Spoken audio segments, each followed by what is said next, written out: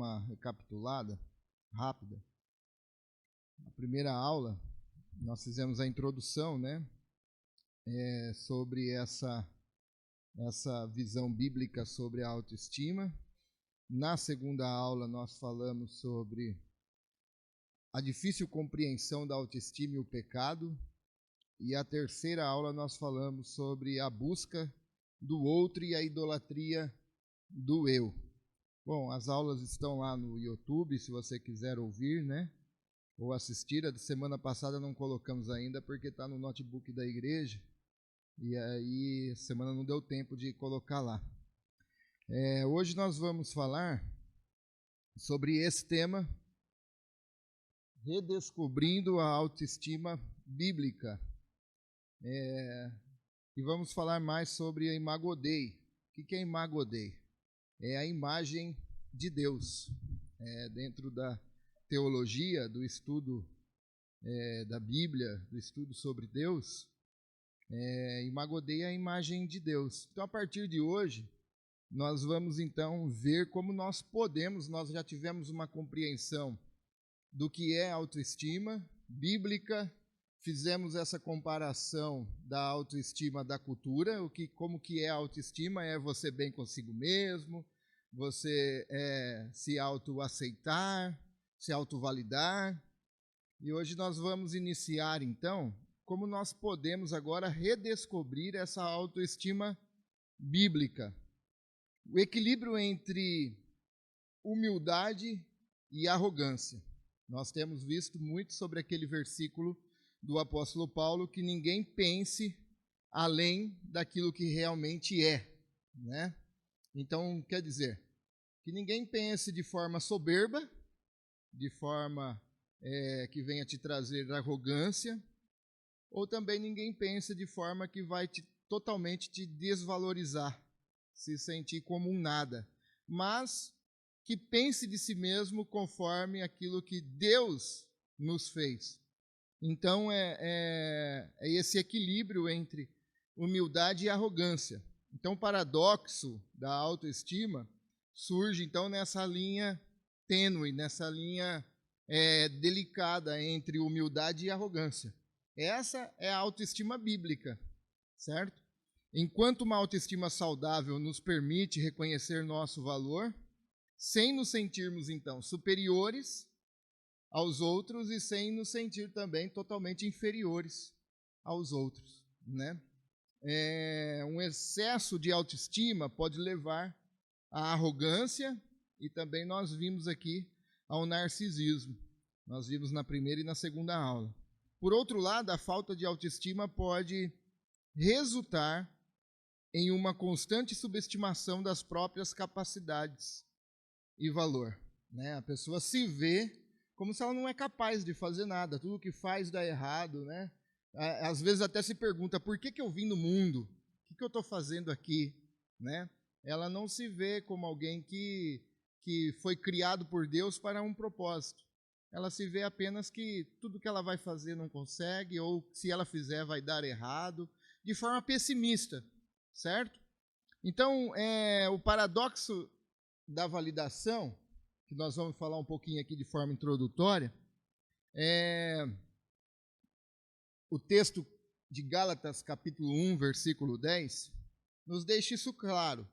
O paradoxo da validação, outro que é um paradoxo intrínseco, né, que faz parte da autoestima, é essa necessidade de validação. Você já percebeu? Isso já está em nós, porém, existem pessoas que têm de forma excessiva de ser aceito, ou então de ser validado, né? E isso também, essa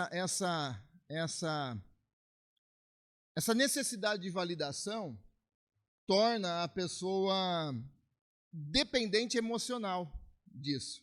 Ela só vai se sentir bem quando ela se sentir validada, ou se alguém der validação a ela. E isso gera essa dependência emocional da pessoa. E o dia que ela perceber, ou sentir, ou até mesmo ela já ter esse pré-julgamento, né? Pensar que ela não é validada pelos outros. Lembra da primeira aula que nós conversamos aqui, daquele autor que tem aquele livro Porque Eu Tenho Medo de Dizer Quem Sou, né? Então, uma das perguntas respondidas eu tenho medo de dizer quem sou, porque se você souber quem eu sou, você não irá gostar de mim. Ou seja, uma necessidade de aceitação. E essa necessidade de aceitação pode gerar uma dependência emocional. Então, embora seja natural buscar reconhecimento, aprovação, é natural isso. Você faz um curso para você ser reconhecido no seu trabalho, ter uma promoção no seu trabalho, certo? Você se capacita para conseguir algo mais. É natural isso, é natural essa aprovação. A gente tem isso, certo? Mas depender exclusivamente disso para definir a nossa autoestima, aí é prejudicial.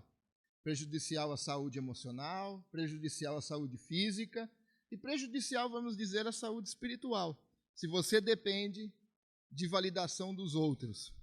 A verdadeira autoestima deve ser construída a partir de uma autovalidação interna, ou seja, sabermos quem nós somos, principalmente quem nós somos em Deus, né? Onde nós reconhecemos nosso valor independente, então, das opiniões alheias. E é isso que o apóstolo Paulo, em Gálatas capítulo 1, versículo 10, diz: acaso busco eu, agora, a aprovação dos homens ou a de Deus? Ou estou tentado a agradar a homens? Na tradução árabe diz: porventura, procuro eu agora o favor dos homens ou o de Deus? Esse favor é esse sentido de aceitação, né? Eu busco ser aceito por Deus ou eu busco ser aceito pelos homens?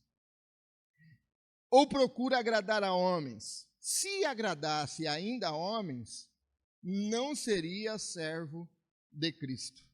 E esse servo aqui é muito legal, porque a palavra original para servo no grego é a palavra doulos, e a palavra doulos é escravo. Ou seja, se você busca a aceitação dos homens, você se torna escravo disso, certo? Mas se você busca a aceitação de Deus, você é um escravo de Deus, de Jesus, mesmo sendo livre. É isso que o apóstolo Paulo diz lá em Coríntios. Aqueles que são escravos são livres, mas aqueles que são livres se tornaram escravos, né?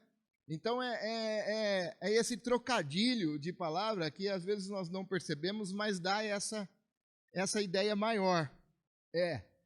Ou procura agradar a homens. Se agradasse ainda a homens, eu não seria escravo ou servo de Cristo. Seria escravo dos homens. Ou seja, a minha dependência emocional iria ser gerada pela aceitação dos homens. Certo? Alguma pergunta? Este é um caminho difícil de trilhar, mas é essencial para uma autoestima robusta e autêntica. Alistair McGrath, em seu livro sobre a autoestima, o dilema da autoestima, ele define que a autoestima consiste em uma avaliação ou julgamento global sobre a aceitabilidade pessoal e dignidade de ser amado, que carrega consigo sentimentos agradáveis ou desagradáveis. Está fortemente relacionado com o ponto de vista percebidos pela pessoa por outras importantes em sua vida. É essa aceitação daquelas pessoas que você julga ser importante, que estão ao redor de você, que têm uma certa influência sobre você, e a sua autoestima, então, depende dessas pessoas, se elas te aceitam. A pergunta que fica que é o que nós vimos semana passada: a quem devemos agradar? Por quem devemos ser aceitos? Ou então, na semana passada, quem é o verdadeiro outro? Né?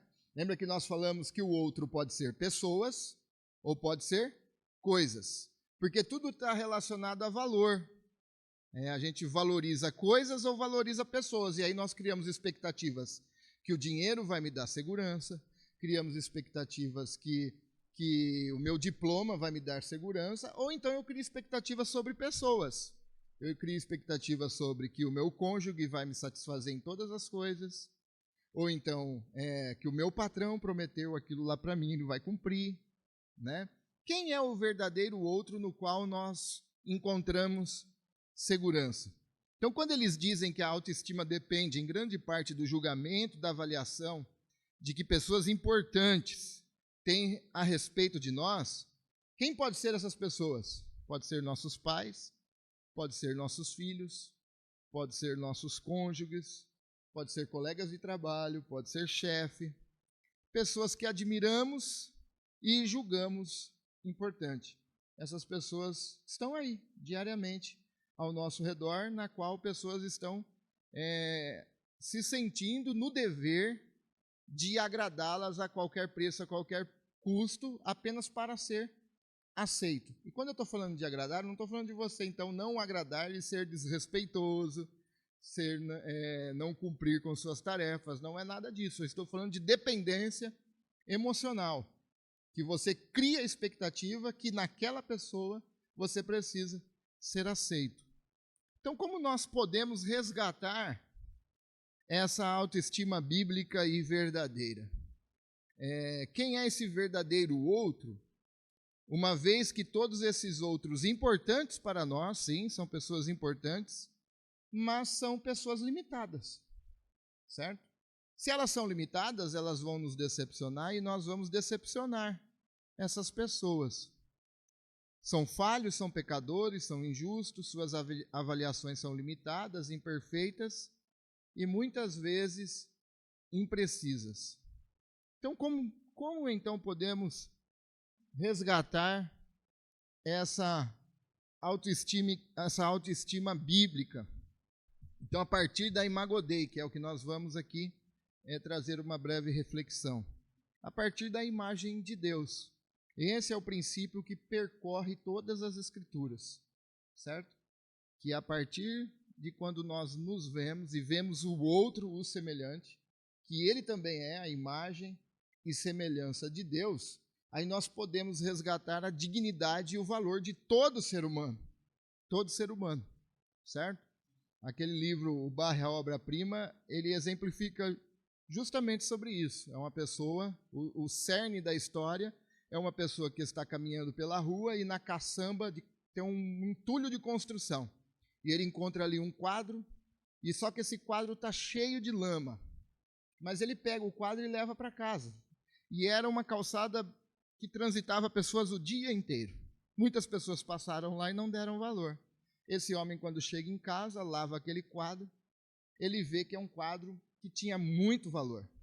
E aí esse livro trabalha essa ideia, que por debaixo dessa lama do pecado existe algo de valor. O que é esse algo de valor? É a imagem e a semelhança de Deus que está inserido em todo ser humano, certo? Então, Gênesis capítulo 1, versículo 26, diz: façamos o homem conforme a nossa semelhança, a nossa imagem, conforme a nossa semelhança. Tenha ele domínio sobre os peixes do mar, sobre as aves do céu, sobre os animais domésticos, sobre toda a terra e sobre todos os répteis que rastejam pela terra. Então, a imagem de Deus no homem, ela implica atributos comunicáveis de Deus. Existem atributos que são incomunicáveis, né, de Deus, que é a onisciência, onipotência, né, onipresença, né, e os comunicáveis são que a gente vê na criação, enfim. A imagem de Deus no homem implica esses atributos comunicáveis de Deus, como o quê? Como racionalidade, moralidade, espiritualidade e capacidade relacional, né? Então, está inserido no homem. Por exemplo, quando Deus cria o homem, ele dá algo dele quando ele sopra, certo? Diz Eclesiastes capítulo 3 que é a eternidade. Mas junto com isso vem todas essas coisas. Exemplo, o ser moral. Nós carregamos conosco a moralidade. Como assim? A Bíblia nos diz em Romanos que aqueles que não ouviram, serão julgados pela sua própria consciência, do que ele fez certo e o que ele fez errado. Exemplo, Caim e Abel, não existia a lei, não matarás. Mas mesmo assim, um dos irmãos sabia que estava agindo de forma errada. Ora, mas quem falou para ele que não podia matar? Né? Então o homem carrega consigo a moralidade quando Deus sopra no homem. João Calvino, nas Institutas, ele disse: a imagem de Deus está na alma do homem, na razão e na retidão moral, que foram obscurecidas pelo pecado, mas não completamente apagadas. Certo? Então, assim, nós vivíamos de forma plena, o homem vivia de forma plena, o seu relacionamento era pleno com Deus. A partir do momento que o homem desobedeceu a Deus, a ordem de Deus, o pecado entrou. Então, junto com o pecado, veio a morte física e a morte espiritual, e atingiu, então, todos os cernos da vida do homem, mas não conseguiu apagar o que se chama de o chamuscar da imagem de Deus, ainda fica ali, chamuscando, né? Portanto, a imagem foi dada ao homem na criação, que era refletir essa glória de Deus. O princípio fundamental para a formação de uma autoimagem que contribui para a dignidade do ser humano é sabermos que somos a imagem de Deus e que Ele está inserido em nós. Você já pensou nisso? Que quando nós pensamos que nós somos a imagem e semelhança de Deus, que Deus nos criou, que nós somos coroa da criação de Deus, nós começamos agora a entender um pouco de autoestima bíblica, porque não devemos nos sentir como um nada, certo?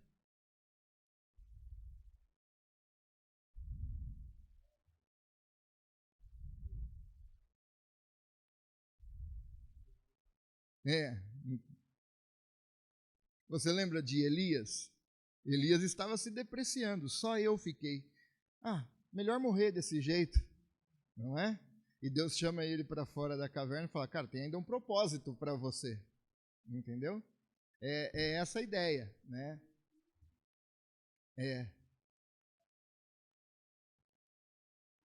Sim. Antes era o autoflagelo, né?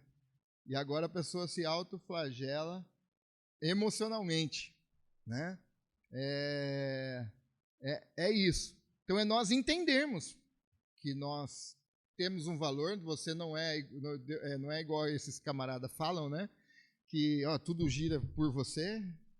Sei lá como que aquele cara falou aquele dia lá, mas falando que você é o ponto fraco de Deus, né? Não, nada a ver com isso. Não pense além, mas pense de forma bíblica, moderável, saudável, certo? Então, portanto, essa imagem que foi dada ao homem na criação, ela reflete a glória de Deus. E esse princípio é fundamental, então, para essa formação dessa autoestima bíblica, que contribui para a dignidade e o valor de todo ser humano. E a partir desse conceito, olha só, a partir desse conceito de a imagem e a semelhança de Deus, que os direitos humanos foram formulados. Quando foram formulados os direitos humanos, depois de um tempo para cá que vem se mudando, mas principalmente os Estados Unidos, toda a lei que foi criada com a Bíblia do lado, né? E a ideia desses direitos humanos, até então um tempo atrás, era justamente desse conceito da imagem e semelhança de Deus. Uma vez que todos os seres humanos, independente de raça, de gênero, posição financeira, da cor de sua pele, todos foram criados à imagem de Deus. Então, são todos iguais e têm os mesmos direitos. Todos os seres humanos têm o seu valor. Essa semana, pode falar, Lerto.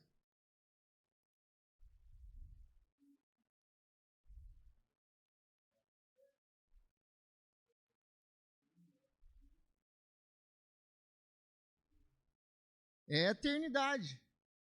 É a eternidade, né? É o sopro divino.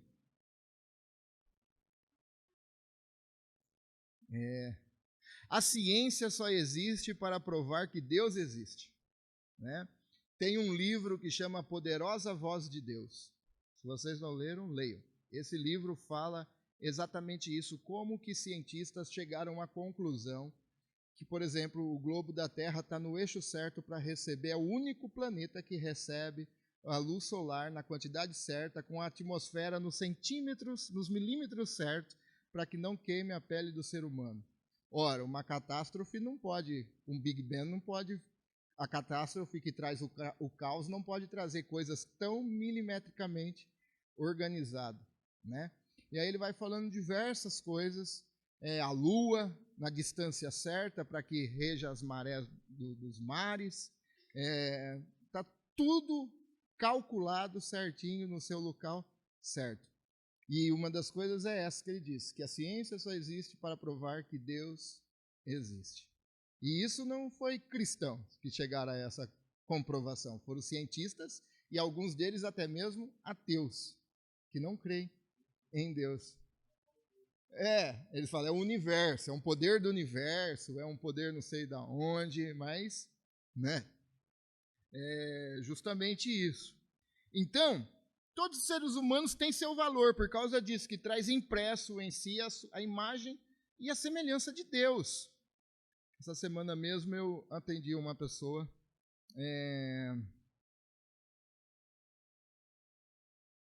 costarriquenho. Ele já passou algumas vezes comigo, né? E ele não é venezuelano. Toda vez eu lembro dele, eu lembro da Venezuela, né? Mas não é. E ele falou para mim que ele já vem sofrendo há muito tempo no trabalho com racismo, preconceito, sabe? E ele chegou a chorar dizendo para mim, né? E essa última vez ele foi fazer o trabalho e a mulher acabou com ele porque ele não falava português corretamente.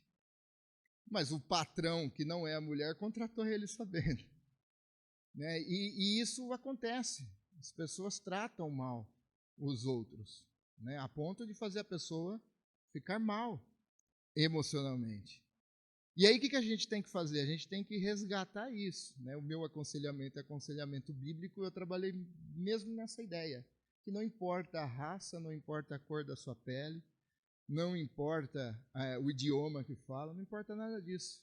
E aí a gente vem com o evangelho, que nós fomos criados à imagem e semelhança de Deus, né? Ainda hoje existe muito isso, muito, que é um mal, né, para a sociedade. Mas todos os seres humanos têm seu valor. Então, que sentido nós somos a imagem de Deus? Nós já falamos alguns aqui, mas eu quero falar sobre um. E esse é o que nós somos portadores da imagem de Deus. Ou seja, nós somos representantes de Deus. Deus nos criou como representantes da presença de Deus no mundo. Deus criou os animais, criou toda a natureza que é bonita, né? Deus criou aquelas imagens que a gente vê na TV, cachoeira, aqueles lugares que fala, nossa, que lugar maravilhoso, né? Animais, mas foi no homem que Deus soprou. Foi no homem que Deus colocou a imagem e semelhança dele. Então, no Antigo Testamento, esse tipo de representação já era comum, né? Através de imagens de ídolos, deuses, esculturas. As pessoas espalhavam aquela imagem, aquela divindade, né? Em todo o território conquistado. Os reis faziam isso. Os reis conquistavam o território e colocavam lá imagem dos deuses deles, para que assim representasse ele e o Deus dele naquele local, né? Colocava de uma divindade cujo templo se encontrava distante, mostrando que a divindade, então, do Deus do rei estava lá, né? E aquelas imagens na antiguidade eram representativas de um rei ou de um deus que espalhava por aquele território. Eles não só representavam, mas eles mediavam a presença daquele que estava ausente, garantindo assim a presença daquele deus ou rei em territórios conquistados, uma vez que o templo ou o trono se encontrava distante. É sempre essa busca de trazer Deus, né? É sempre essa busca de dar um jeito de se conectar com algum tipo de Deus. É sempre essa busca do ser humano. Mas como Deus se fez ser conhecido pelo mundo? O Deus verdadeiro, né? Deus se fez ser conhecido e ser representado através de nós. Foi em nós que Deus colocou a sua imagem e a sua semelhança, através do ser humano. Então, não importa o ser humano que você vê, no fundo, todo mundo tem o mesmo valor, certo? O que os outros ainda não sabem é que eles foram criados para um propósito eterno. Né? Estão em busca de algo. Então, Deus nos criou a sua imagem e sua semelhança. Somos representação visível da realidade não visível de Deus. E isso é muito importante para nós entendermos, então, o significado da dignidade e do valor do ser humano. Deus, ele não escolheu, aliás, ele proibiu criar ídolos, fazer imagem dele. Deus falou, não tem nada comparável, vocês não vão fazer nenhum tipo de imagem, vocês não vão adorar nenhum tipo de escultura, estátua, para espalhar a imagem no mundo. Não, é proibido isso. Deus proibiu. Né? No Salmo 8, do versículo 3 ao 8, diz assim, quando olho para o céu e contemplo a obra de teus dedos, a lua e as estrelas que ali puseste, pergunto, quem são os simples mortais para que pense neles? Quem são os seres humanos para que pense neles? Aí vai entrar isso que o Wagner falou, dessa questão de se humilhar não é se depreciar, né? O salmista está perguntando, quem nós somos para que Deus olhe? Né? Quem são os seres humanos para que Deus se importe conosco? Quem nós somos? Aí ele fala, no entanto, né? E no entanto, fizeste apenas pouco menores que Deus e os coroaste de glória e de honra, certo? Espera aí, tem um negócio estranho aqui. Como assim? Fizeste uns menores do que Deus e coroaste de glória e honra? Se Deus fala que não dá glória a outro, a glória de Deus, Deus não dá a outro. E aí, na continuação, tem toda a resposta. Tu os encarregaste de tudo que criaste, certo? E puseste sob a autoridade deles todas as coisas, os rebanhos, o gado e todos os animais selvagens, as aves do céu, os peixes do mar e tudo que percorre as correntes dos oceanos. Ó Senhor nosso Deus, teu nome majestoso enche a terra. Então perceba, qual é essa, vamos dizer, essa glória que o homem carrega? Não tem nada a ver com aquela glória de Deus, mas é o domínio sobre toda a criação e a imagem e semelhança de Deus. Nenhuma outra coisa tem isso. E aí ele fala, quem são esses seres mortais? Quem são os seres humanos para que Deus se importe? Aí ele fala, no entanto, Deus nos criou a sua imagem, a sua semelhança e nos deu o domínio sobre todas essas coisas, né? O problema é que a gente não está sabendo cuidar de toda a criação de Deus, né? Esse mundo consumista que a gente vive de produzir. Se vocês estão lendo a leitura anual da Bíblia lá, essa semana você leu sobre o descanso da terra, né? Era a lei. Vocês vão deixar a terra descansar, é necessário isso. Antes fazia-se muito isso. Plantava e depois dava um tempo para ela descansar, né? Mas hoje nós vivemos num mundo consumista que é produção e não para mais. Então, além de nos afetar a nós mesmos, emocionalmente, fisicamente, espiritualmente, afeta toda a criação de Deus. Mas Deus nos deu para dominar e cuidar da terra, cuidar dela. Então, nós somos mordomos de Deus na criação também, né? Então, veja como o salmista descreve essa dignidade e esse valor. Coroaste de glória e honra. A representação de Deus no mundo se dá através da criação de Deus e do ser humano. Da criação de Deus e do ser humano. Essa criação de Deus é sobre a natureza, né? Toda a criação, né? E do ser humano.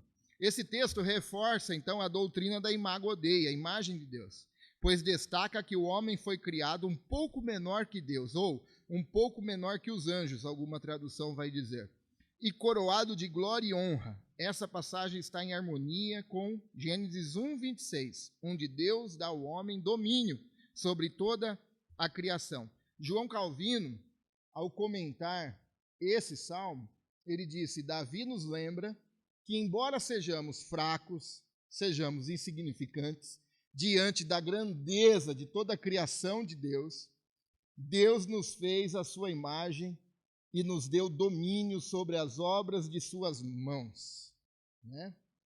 A turma pensa assim, ó, o universo tem coisas ainda, vai saber lá o que tem para descobrir.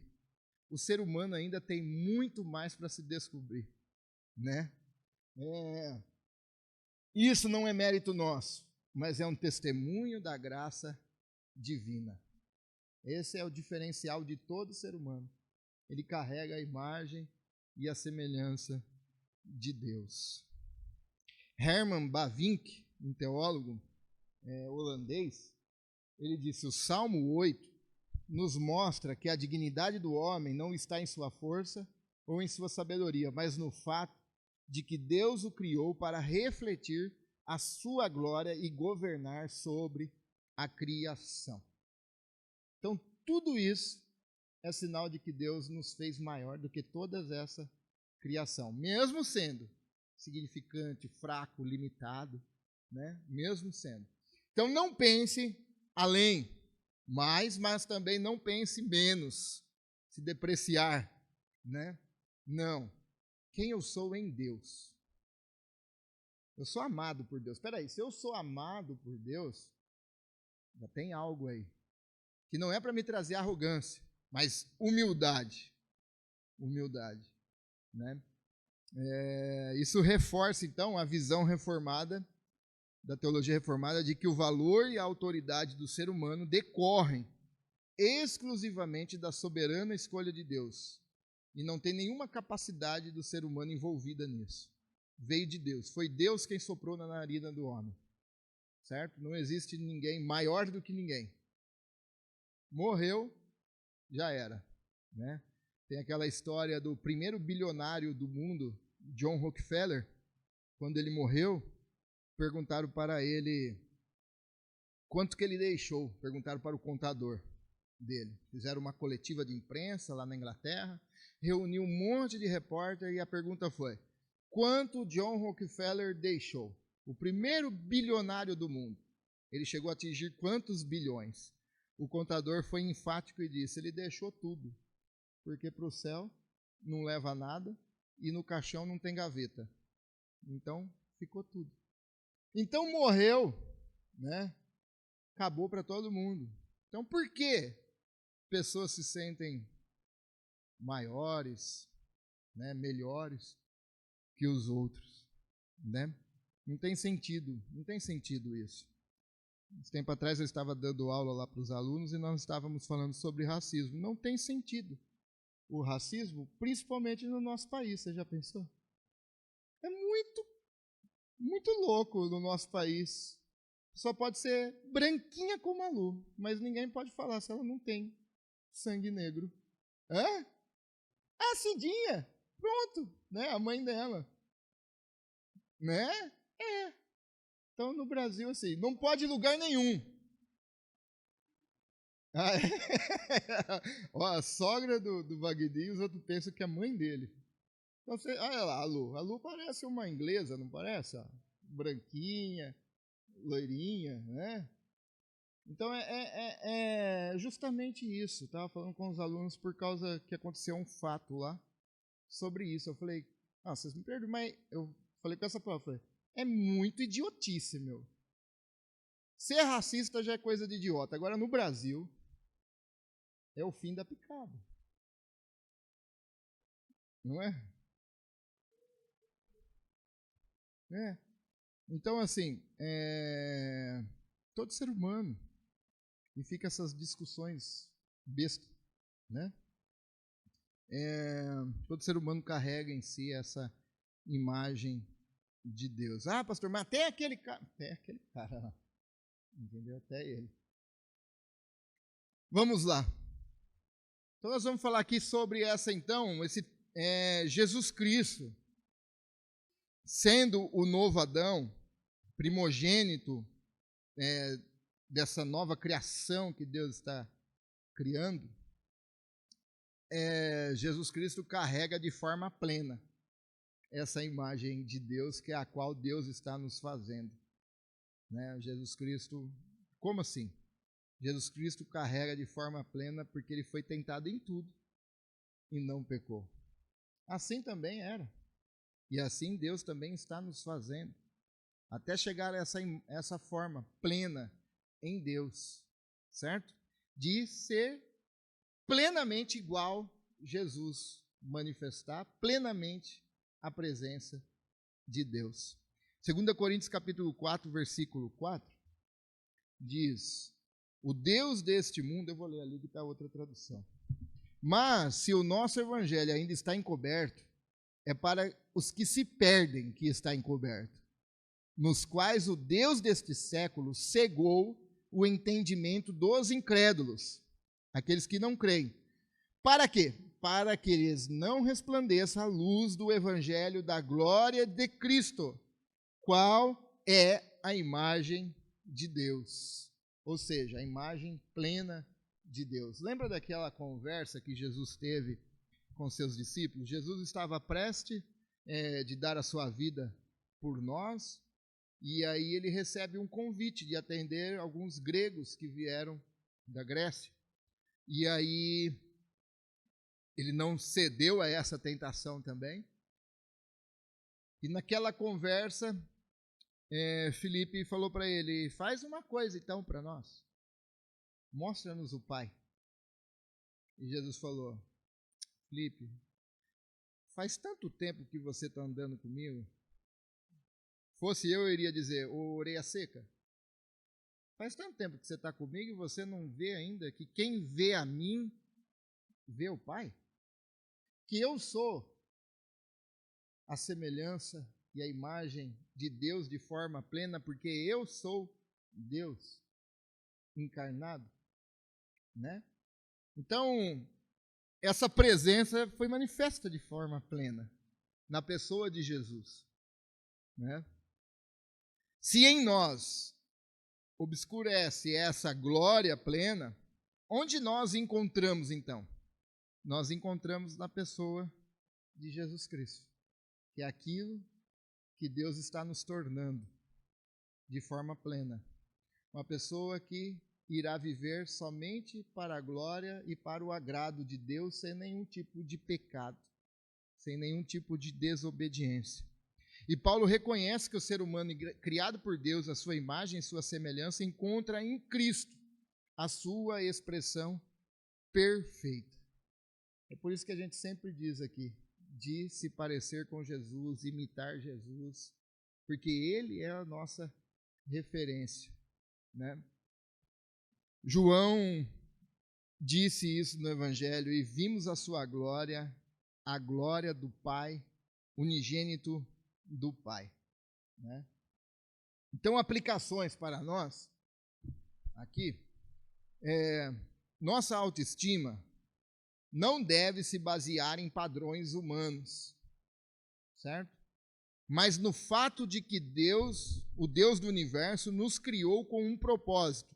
Nosso valor não depende do que temos ou fazemos, mas de sermos portadores da imagem de Deus, certo? Por que às vezes nós nos sentimos mal? Nós falamos semana passada, você abriu o celular, se você viver comparando, você vai se sentir mal pro resto da vida. Você abriu hoje, você compara, você se sente mal. Né? Por quê? Porque nós estamos esquecendo o padrão de Deus e começando a viver no padrão do mundo, da cultura, certo? Eu só vou estar bem se eu ser aceito pelas pessoas. Eu só vou estar bem se eu estiver no padrão das pessoas, viver a vida das pessoas. E aí eu me sinto bem. E aí a gente se torna dependente dessas coisas. Os versículos 6 e 8 do Salmo mostram que Deus confiou ao homem domínio sobre a criação. Isso nos ensina que nós temos um chamado, uma responsabilidade dada por Deus. Nossa identidade não é apenas uma questão de quem somos também, mas também do que fomos criados para fazer. Ou seja, nós temos um propósito: sermos mordomos de Deus e representantes de Deus na face da terra. Quando perguntaram para Jesus, querendo pegar ele, né? Qual é o maior de todos os mandamentos? Jesus ali especificou bem como que a gente pode representar. Amar a Deus de toda a tua força, de todo o seu entendimento, e amar ao próximo como a si mesmo. Né? Então, se nós amamos a Deus, nós obedecemos a Deus, nós seguimos os passos de Jesus, nós imitamos Jesus, e se nós amamos o próximo, nós também estamos levando a representação de Deus no mundo. Nossa autoestima se fortalece quando a nossa dignidade vem de Deus. Não precisamos buscar valor em acessibilidade social, aparência ou desempenho. Nosso valor não é fato de sermos criados à imagem de Deus, amados por Ele, é fato de chamados para um propósito. Aqui é fato, tá? Jonathan Edwards expressa isso bem ao dizer: a verdadeira humildade e uma autoestima saudável vêm do mesmo lugar. Um coração que sabe que é pequeno diante da grandeza de Deus, mas imensamente amado por Ele. Agostinho, no seu livro Confissões, ele tem uma oração muito bonita. A vida de Agostinho, como nós já falamos aqui, era uma vida totalmente de entregue à luxúria, né, aos prazeres. Essa era a vida de Agostinho. E ele tem uma oração no livro Confissões, que foi justamente como essa de Paulo. Nós vimos, mas essas... Durante vários anos, Agostinho foi atraído por esses prazeres, ele dizia, pelas belezas das mulheres, pelos prazeres da carne. Mas essas belezas não tinham o poder de preencher o vazio que Agostinho sentia. Ele diz no livro de Confissões que ele acordava de manhã e sentia aquele vazio perpétuo na sua alma e no seu coração. E aí eu acho muito lindo essa oração, que é um poema. Ele fala: tarde te amei, ó beleza tão antiga e tão nova. Tarde demais te amei. Eis que habitavas dentro de mim, ou seja, imago Dei, e eu te procurava do lado de fora. Lançava-me em minha feiura sobre as belas coisas feitas por ti. Estavas comigo, mas eu não estava contigo. Retinha-me longe de ti as coisas que não existiram, se não existissem em ti. Chamaste, clamaste por mim e rompeste a minha surdez. Brilhaste, resplandeceste e expulsaste a minha cegueira. Exalaste o teu perfume e eu respirei. Agora suspiro por ti, saboreei-te e agora tenho fome e sede de ti. Tu me tocaste e agora estou ardendo no desejo de tua paz. É bonito, não é? O que ele diz aqui é que quando nós buscamos valor e dignidade daquilo que somos do lado de fora, esperando, muitas vezes como uma criança que recebe uma recompensa pelo seu bom comportamento. Acontece conosco o mesmo que aconteceu com Agostinho, que procurava aceitação, procurava preencher o vazio, procurava com muitos prazeres. Ele diz que procurava nas belas formas das mulheres e dos prazeres aquilo que eles nunca poderiam dar. Essa é a frase dele. Então nós precisamos o quê? Precisamos resgatar a autoestima bíblica. E esse primeiro passo para resgatar uma autoestima não está fora de nós, mas está em nós, na imagem de Deus. Então não está em nós na forma que falam, está em você, está dentro de você, você é o cara, você consegue. Não, está no sopro divino de Deus na criação do homem, que é a imagem e a semelhança de Deus. Amém? Nós vamos abrir aí, alguém quer participar?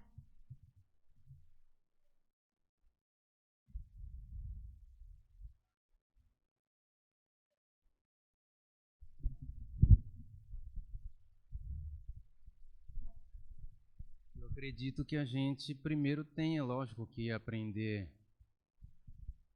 sobre a autoestima com base na pessoa de Deus, né? Sabermos primeiro que nós somos em Deus, reconhecer o nosso estado. Mas a gente percebe que também dentro da família, até a cristã, a do mundo já é mais dificultosa, mas dentro do seio familiar cristão. Se nós pegarmos, por exemplo, Cristo, ele era desacreditado em meio aos seus irmãos, em meio à sua parentela, mas ele entendia o que ele representava, a caminhada, a missão era maior e a autoestima dele provavelmente não se abalava. E às vezes a gente vê nessa geração, nessas que do passado, essas que estão se construindo, eu passei isso dentro da minha família, que às vezes os pais, eles têm algumas frustrações de suas vidas, em que não conseguiram se projetar naquilo que gostariam e depois exigem dos filhos, né?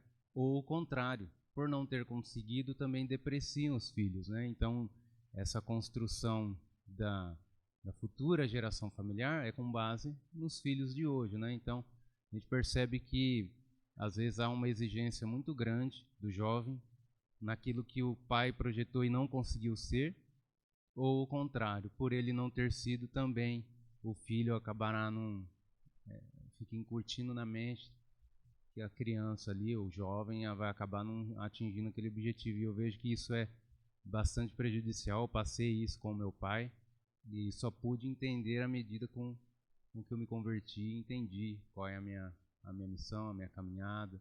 Algumas coisas a gente às vezes percebe que já não tem tempo mais de correr atrás, mas no curso da vida a gente entendendo que é Deus que vai cuidar, essas serão supridas. Então eu vejo que essa questão da autoestima tem que os pais serem bem atentos quanto aos filhos para ajudá-los e não destruir a autoestima. É isso. Amém. Alguém mais? Não? Ou entenderam tudo, como eu sempre digo, ou não entenderam nada, né? Tomara que entenderam tudo. Isso que o Wagner falou é verdade. É difícil, né, lidar com essa transição aí de geração, que a gente foi criado de uma forma e às vezes você não quer também afrouxar muito, né? É difícil essa transição aí. Está sendo difícil.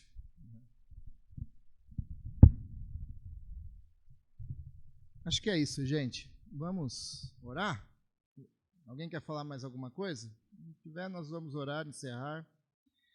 Agradecendo a Deus por essa oportunidade. Nós vamos postar lá essa semana as 2 aulas. Eu estou coisando tudo, aí no final a gente vai liberar a apostila de todos os estudos para terem. É bom quem quiser, né?